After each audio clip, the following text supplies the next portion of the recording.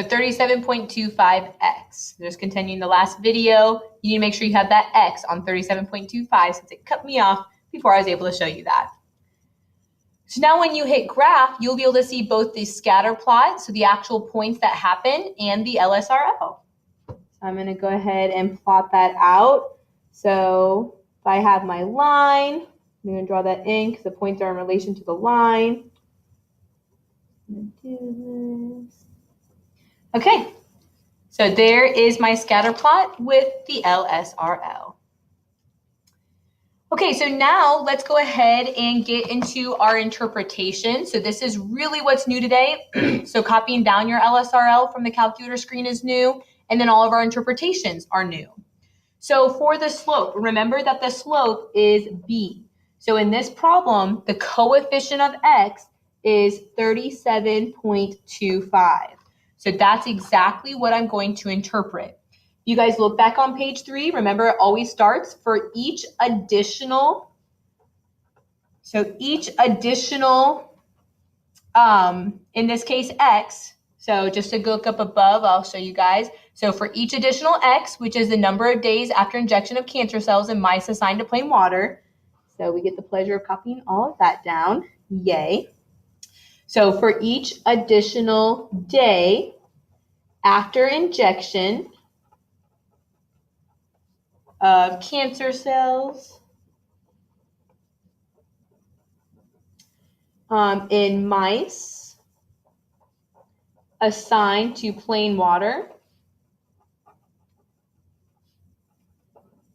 So for each additional x, so this piece right here, all of that was just my x, okay? So for each additional x, we're going to say that there is a predicted increase or decrease. So you have to say the word predicted. So there is a predicted, and in this case, since my slope is positive, I'm going to say increase. If it was negative, you'd say decrease. So it's a predicted increase of the actual slope value, so of 37.25. And make sure you put your units. So that's millimeters cubed. And then of y.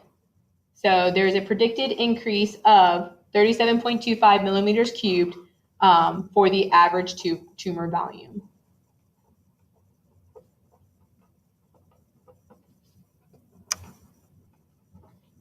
So that's your slope value, there's your units, and then your y. If you look back at the prompt on bottom of page 3, I just filled in what I had. But make sure you don't forget about the word predicted. Each time you forget about the word predicted in this unit, you're unfortunately going to lose some points, okay?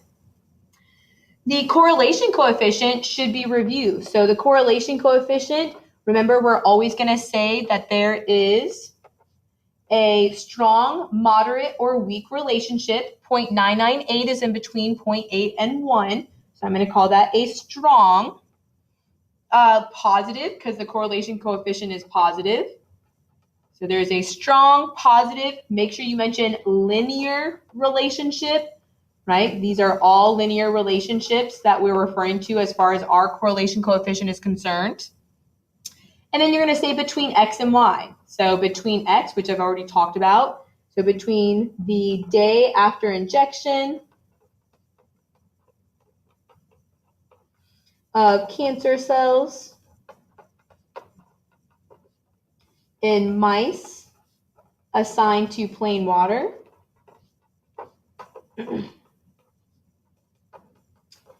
and y, which is an average tumor volume. Okay, so there's a strong relationship that we found there. So that should just be review of yesterday. Hope you got enough practice in that with that in your homework last night.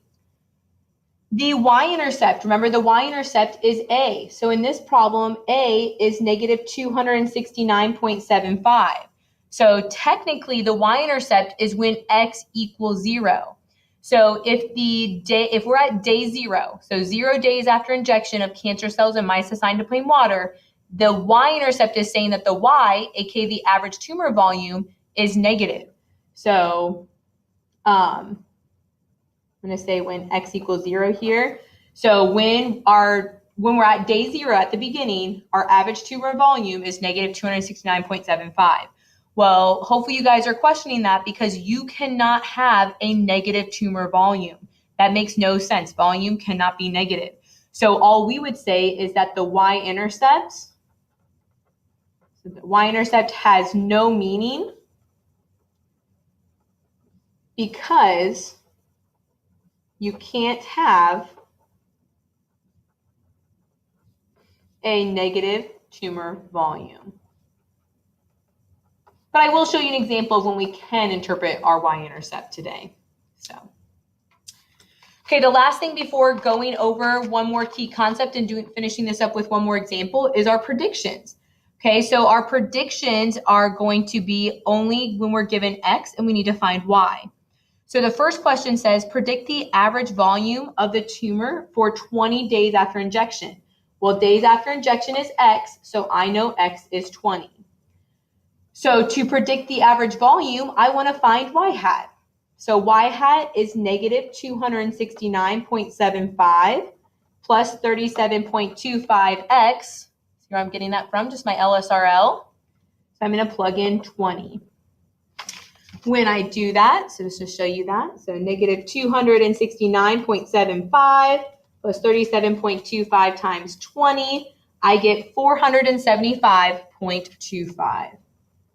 475.25. And of course, in our true statistics fashion, we are going to finish that with a sentence. So the predicted average volume of the tumor for 20 days after injection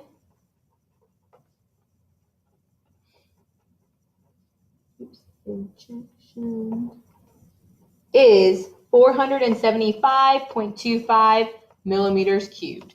And you do get points for units. So make sure you include them. Okay, and then the last one, predict the average volume of a tumor for 5 days after the injection. So once again, days after injection is 5. So I know that 5 is my x value. So same thing as above. I'm just going to plug in 5 for my y value. I like to be lazy and just arrow up and change that 20 to a 5. And I get negative 83.5. Okay, this is obviously an issue. We literally just got done talking about this with the y-intercept. You cannot have a negative tumor volume. So we still cannot have a negative tumor volume. So I'm not going to put this into a sentence because it makes no sense. So we're going to flip over to PowerPoint to talk about why does that make no sense, okay? So let's see, in the PowerPoint, to get to this example, we're a little too far there. There we go. So in the PowerPoint, like you saw, we just got to negative 83.5 millimeters cubed. So we cannot have a negative volume. The reason for this is exactly how page 4 finished. This is extrapolation, okay, or extrapolation. So this is extrapolation.